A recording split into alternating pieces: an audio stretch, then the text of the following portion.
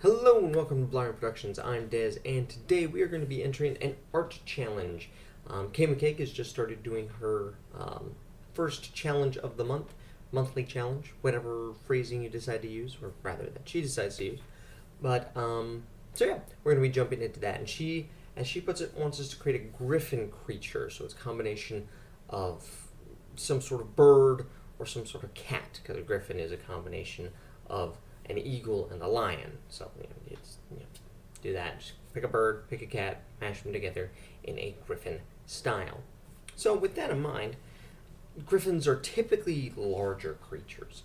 They're bigger, scarier, just very large creatures. So I figured, why don't we try downsizing this a little bit? What's the world's smallest hummingbird? According to Wikipedia, the bee hummingbird, Zunzunzito or Helena hummingbird, is a species of hummingbird which is the world's smallest bird. And,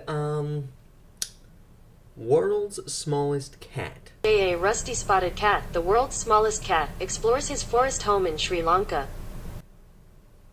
Alright, well, let's get to it then.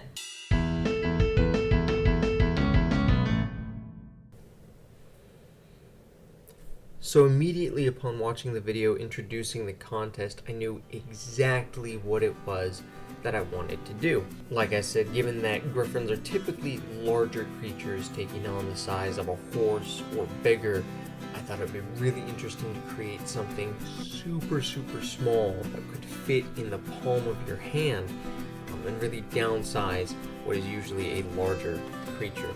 That's why I went with the smallest bird in the world and the smallest cat in the world, bee hummingbird and the rusty spotted cat, to create my Griffin creature, just because I thought it would be really cool and kind of cute to think about, just having this itty bitty tiny hummingbird, maybe a little bit bigger than a hummingbird sized Griffin that just flutter around and goes to different flowers and such. And that's something that I thought would also be kind of interesting with this specific type of Griffin, is that when you get into the diet and other kind of background information about the creature, that it would be much more similar to a hummingbird rather than a large cat or anything, simply due to the fact that it's got a hummingbird's head.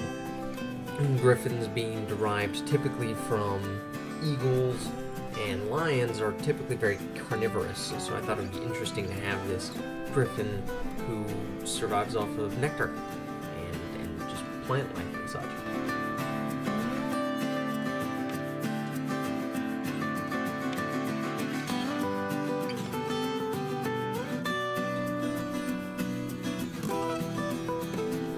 So right away when it came to coloring, what grabbed my attention was the vibrant colors and contrast that shows up on the bee hummingbird. Those bright reds and blues and yellows and those greenish mid-hues and purplish hues that kind of get mixed in there. And all contrasted with a good dose of black and white. And I really liked those colorings, and the way that the feathers lay on there, they look almost like scales. It's such an interesting little bird. So I knew right away that I wanted to bring those vibrant colors into it. The rusty spotted cat, well, it looks it's a rusty spotted cat. It's very straightforward when it comes to his coloring. It looks very similar to a cheetah or a panther. And it was very simple and very straightforward by way of the color scheme for the back half of my itty bitty little Griffin.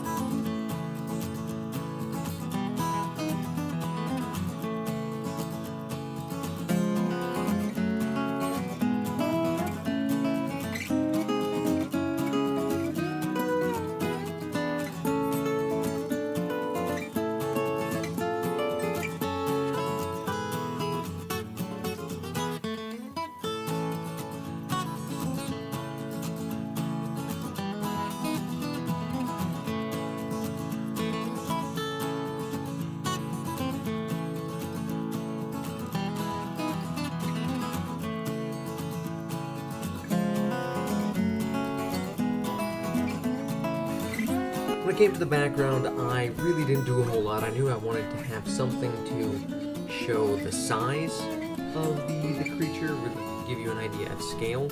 So I knew I wanted to add the flowers in. I don't know a whole lot about flowers or plant life too much, so I just kind of threw in whatever could fill the space and whatever would work.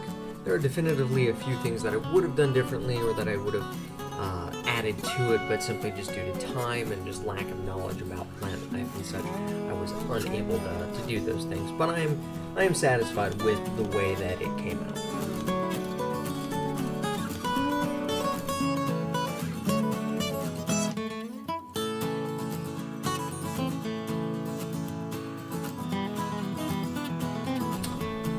So that just about does it for my entry into K-Cake's first monthly contest or competition or whatever. I hope you enjoyed it, and I hope that, I hope I do well. So the time that I'm posting this, I think there should be at least about another week. So there's about another 10 days till she's closing off entries for the competitions. It's September 24th that she's closing it off. She puts all the details in her video, which I will have linked in the end card and in the description and such if you are interested in putting in an entry for yourself. But yeah, so until next time, I will see you later.